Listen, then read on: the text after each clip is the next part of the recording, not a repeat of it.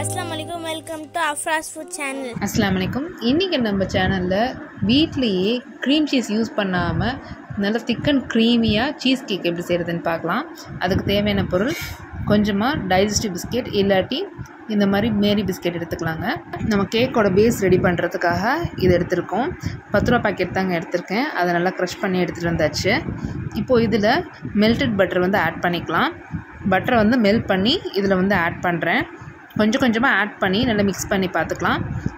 ஓரளவுக்கு நம்மளுக்கு ஸ்ப்ரெட் பண்ணுற அளவுக்கு கன்சிஸ்டன்சி வந்ததுக்கப்புறம் ஆட் பண்ணி முடிச்சுட்டு இதே மாதிரி ஸ்ப்ரெட் பண்ணிக்கலாங்க. ஒரு அகலமான தட்டில் ஸ்ப்ரெட் பண்ணிவிட்டு ஃப்ரீசரில் ஒரு 10 நிமிஷம் வச்சு எடுத்துகிட்டு வந்துடலாம். பொதுவாகவே சீஸ் கேக் செய்கிறதுக்கு விப்பிங் க்ரீமும் அதே மாதிரி க்ரீம் சீஸும் ஆட் பண்ணி தான் செய்வாங்க.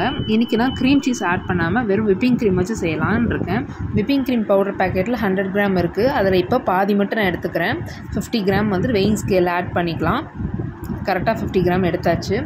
50 கிராமுக்கு பார்த்திங்கன்னா 100 ml பால், நல்லா திக்கான பால் ஆட் பண்ணுற மாதிரி இருக்கும். அதையும் நான் வெயிட் பண்ணி எடுத்துக்கிட்டேன். இது ரெண்டுத்தையும் நல்லா மிக்ஸ் பண்ணிவிட்டு ஒரு பீட்டரை வச்சு நல்லா நம்ம பீட் பண்ணி எடுத்துக்கலாங்க. இதுக்கு நம்ம யூஸ் பண்ணுற மில்க் நல்லா சில்லுன்னு இருக்கணுங்க. அதே போல் விப் பண்ணுற பவுலும் நம்ம பீட்டரில் இருக்க அந்த ராட் 2 ராட் இருக்குது பார்த்திங்களா, அதையுமே நான் ஃப்ரீசரில் ஒரு 10 நிமிஷம் வச்சு தான் எடுத்துகிட்டு வந்திருக்கேன். நல்லா சாஃப்ட் பீக் கன்சிஸ்டன்சியில் பீட் பண்ணியாச்சு. நம்ம ஃப்ரீசரில் எடுத்து வச்சுருந்தோம் இல்லையா, அந்த பேஸ் மேலே நம்ம ரெடியாக விப் பண்ணி வச்சுருக்கோம் இல்லையா, அந்த க்ரீமை எல்லா பக்கமும் நம்ம ஸ்ப்ரெட் பண்ணி விட்டுடலாங்க. நல்லா ஈக்குவலாக ஸ்ப்ரெட் பண்ணிக்கலாம். இந்த போல் இதுக்கு மேலே நான் யூஸ் பண்ணுறது பார்த்திங்கன்னா ப்ரலைன் ஆட் பண்ண போகிறேன். முந்திரி, பாதாம் அண்ட் வேர்க்கடலையே நல்லா ரோஸ்ட் பண்ணிட்டு, ட்ரை ரோஸ்ட் பண்ணிட்டு, சுகர் கூட நல்லா கேரமலைஸ் பண்ணிவிட்டு இந்த ப்ரலைன் ரெடி பண்ணியிருக்கேங்க. வீட்டிலே தான் செஞ்சேன். இது நான் டாப்பிங்காக தான் யூஸ் பண்ணியிருக்கேன். இப்போ மேலேருந்து அப்படியே ஸ்லைஸ் பண்ணி எடுத்து போட்டாச்சு. எவ்வளோ க்ரீமியாக இருக்குது பாருங்கள். வாயில் வச்சதும் அந்த விப்பிங் க்ரீம் அப்படியே மெல்ட் ஆயிடுச்சு. ஆக்சுவலாக ஃபஸ்ட்டு ஸ்லைஸ் நான் கட் பண்ணும்போது தெரியாமல் அந்த பேஸ் இல்லாமல் மேலாக கட் பண்ணி எடுத்துட்டேன். இது செகண்ட் ஸ்லைஸு. நல்ல பேஸோடு இருக்குது பாருங்கள்.